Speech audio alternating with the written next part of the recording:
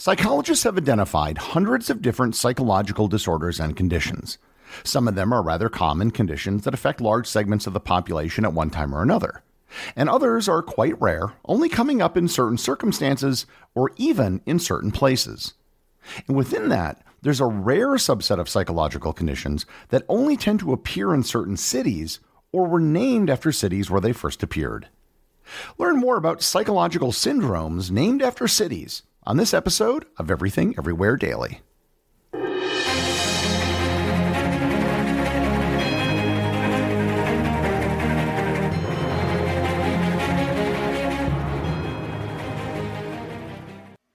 This episode is sponsored by ButcherBox. Summer is right around the corner, and that means cookouts. No matter what your preferred food is for a cookout or a barbecue, ButcherBox can help you make it the best. If you want to serve up some hamburgers, ButcherBox has grass-fed ground beef to make the perfect smash burger. Want to cook up some steaks? Well, ButcherBox has that too, with some of the best cuts of steak such as New York strip, ribeye, and filet mignon. Do you like grilled chicken? Well, ButcherBox has some of the best pasture-raised chicken that you will find anywhere. And if you really want to wow people at your next cookout, you can try grilling some of their wild-caught salmon on a cedar plank. Sign up at butcherbox.com/daily and get a special deal. ButcherBox is offering my listeners a free-for-a-year offer plus an additional $20 off. You can choose salmon, chicken breasts, or steak tips free in every order for a year. Sign up today at butcherbox.com/daily and use code DAILY to choose your free-for-a-year offer, plus get $20 off your first order. Hey everyone, this is Gary. If you're listening to this podcast, you clearly are someone who likes to learn every day. And if you want to add a little more learning into your everyday routine, check out TED Talks Daily, the podcast that brings you a new TED Talk every weekday. In less than 15 minutes a day, you'll hear about some of the big ideas shaping our world. This includes everything from artificial intelligence to the search for dark matter and more. Listen to TED Talks Daily wherever you get your podcasts.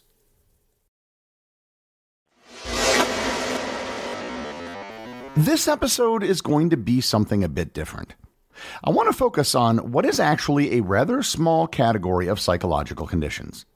These legitimate psychological disorders have been identified by psychologists and academic papers have been written about them. But as a caveat, I should note that not all professionals agree that the things I'm about to cover are actual clinical disorders. These conditions are fascinating, and they've been documented. But given the circumstances under which they occur, they've only affected a small number of people. Moreover, all of the psychological conditions I'll be covering in this episode have one thing in common. They were named after cities. So I might as well start with the one city syndrome that most of you have probably heard of, Stockholm Syndrome. Stockholm Syndrome is a psychological response in which hostages or victims of kidnapping develop a bond, sympathy, or even affection towards their captors. This phenomenon can occur over a period of time when the victims start to feel a sense of empathy and positive feelings towards their abductors, despite the danger or the threat that they're under. Stockholm Syndrome was coined from a 1973 bank robbery that took place in Stockholm, Sweden. The bank robber was a convict on parole by the name of Jan Erik Olsson. He went into a bank called the Credit Banken and wound up taking 4 people hostage. The most notable aspect of the bank robbery was that it was the first time such an event had been broadcast live on television in Sweden. The hostage situation went on for 6 days, and after the police finally entered the bank and ended the standoff, something remarkable happened. The freed hostages refused to testify against Olsson. Moreover, they began to raise money for his defense. A Swedish criminologist by the name of Niels Bejerot was asked by the police to analyze the reaction of the hostages. He coined the term Stockholm Syndrome to describe their behavior. Stockholm Syndrome came to even greater prominence the very next year in 1974 with the kidnapping of Patty Hearst. Patty Hearst was the granddaughter of the publishing magnate William Randolph Hearst, one of the richest men in the world. She was kidnapped by a terrorist group known as the Symbionese Liberation Army on February 4, 1974. On April 3rd, just about 2 months after her abduction, she released an audio tape indicating that she had changed her name and had joined the Symbionese Liberation Army. Just 2 weeks later, she was seen on surveillance footage robbing a bank holding a semi-automatic rifle.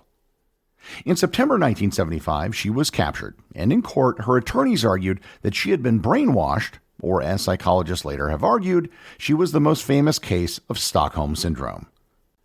Stockholm Syndrome is the best known of the psychological disorders named after cities, but it's far from the only one. In fact, it isn't even the only one that deals with hostages and kidnapping. The opposite of Stockholm Syndrome is known as Lima Syndrome. Lima Syndrome is a psychological condition in which abductors develop sympathy, compassion, or even affection for their hostages. This phenomenon can lead to the captor showing leniency or even letting the hostages go free. This condition was named after an event that took place on December 17, 1996, when a terrorist group known as the Tupac Amaru Revolutionary Movement took over 600 diplomats and guests hostage at the home of the Japanese ambassador to Peru. The standoff lasted for 4 months, and during that time, the hostage takers kept letting hostages go, most of whom were released in the first few days. By the end of the standoff, there was only a single hostage left. Lima Syndrome isn't as well studied as Stockholm Syndrome.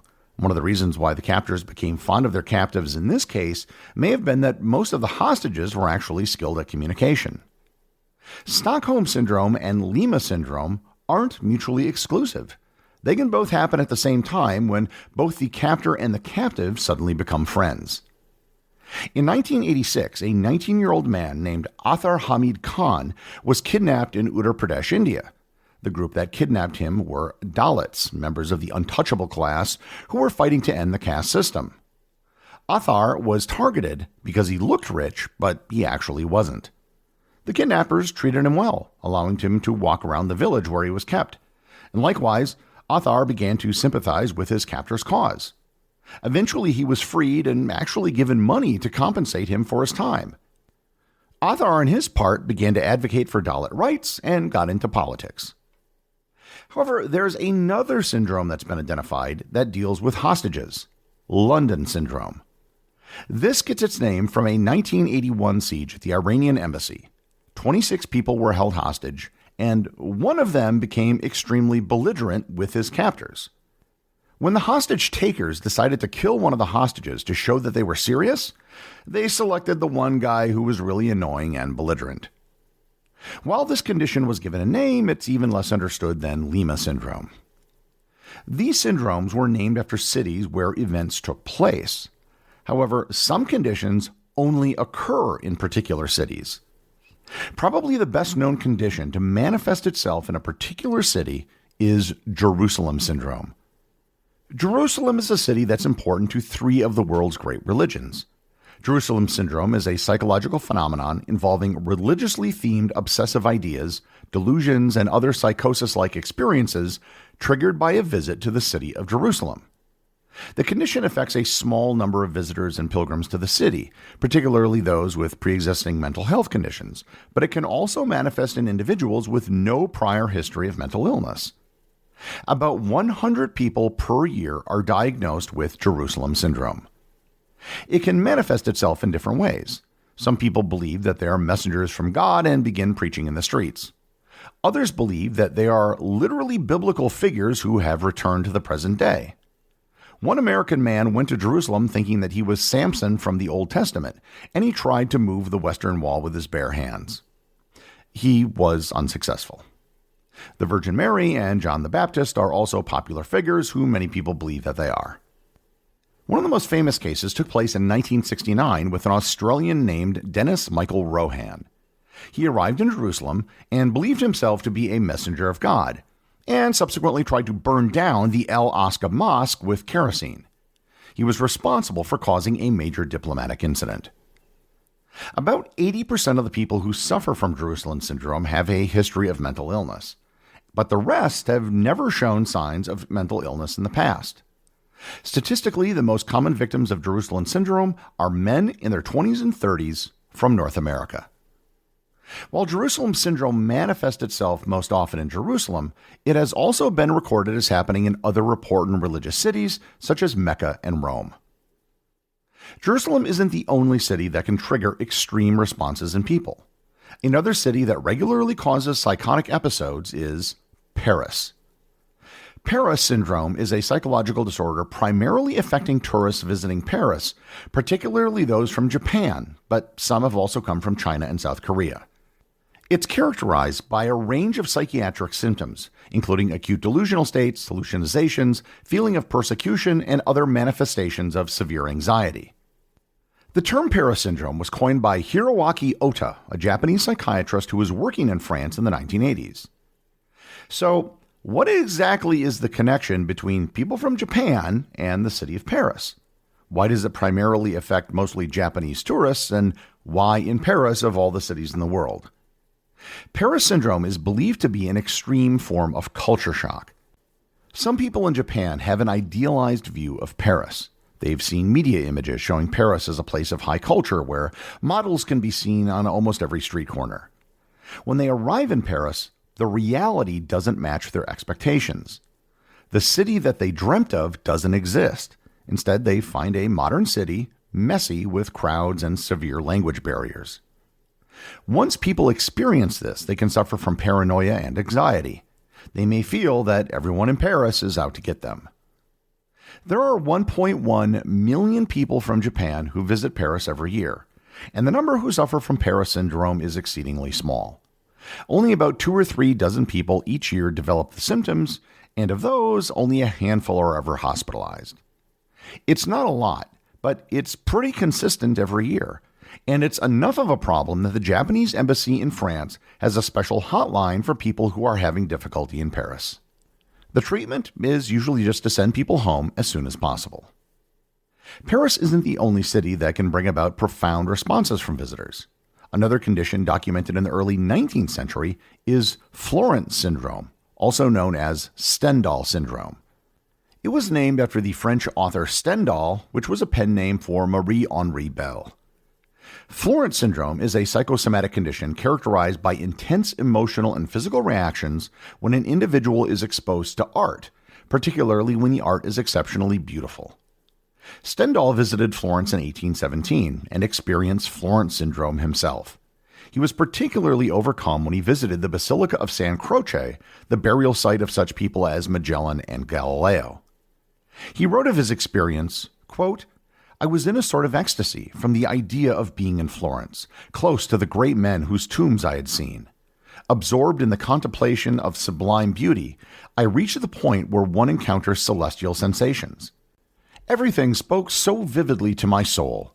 Ah, if I could only forget. I had palpitations of the heart, what in Berlin they call nerves. Life was drained from me. I walked with the fear of falling." End quote.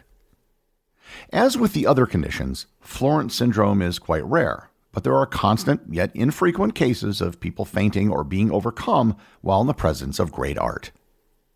Florence isn't the only city in Italy that has a psychological condition named after it. Venice syndrome is a term used to describe the phenomenon where individuals travel to Venice with the express intention of committing suicide. The association of Venice with themes of decay and beauty, as well as its depiction in literature and film, attracts individuals with a sense of despair. The number of people diagnosed with Venice syndrome is about 5 to 10 per year, and by far the largest group is from Germany. This is probably due to the cultural impact of Thomas Mann's novel Death in Venice and its subsequent film adaptations. And Venice isn't the only city where this can happen. There are people who suffer similar suicidal thoughts when visiting San Francisco. There are a few other psychological conditions named after cities, but the link isn't quite so direct. Brooklyn syndrome is characterized by aggressive attitudes towards visitors displayed by the inhabitants of Brooklyn. The term was first used during the Second World War by Navy psychiatrists who observed certain behavioral patterns among all the recruits from Brooklyn, initially interpreting these traits as psychopathological. Detroit syndrome is a term that refers to an age-related discriminatory psychological condition in which older employees feel and fear that they will be replaced by younger, more skilled workers. This phenomenon draws its name from the automotive industry, where new models always replace older models. These psychological disorders that I've mentioned have very little in common other than the fact that they happen to have been named after cities, and they're all rather rare. Nonetheless, they're all actually quite interesting and give a unique glimpse into the human condition. The executive producer of Everything Everywhere Daily is Charles Daniel. The associate producers are Benji Long and Cameron Keever. I want to give a big shout out to everyone who supports the show over on Patreon, including the show's producers. Your support helps me put out a show every single day. And also, Patreon is currently the only place where Everything Everywhere Daily merchandise is available to the top tier of supporters. If you'd like to talk to other listeners of the show and members of the Completionist Club, you can join the Everything Everywhere Daily Facebook group or Discord server. Links to everything are in the show notes.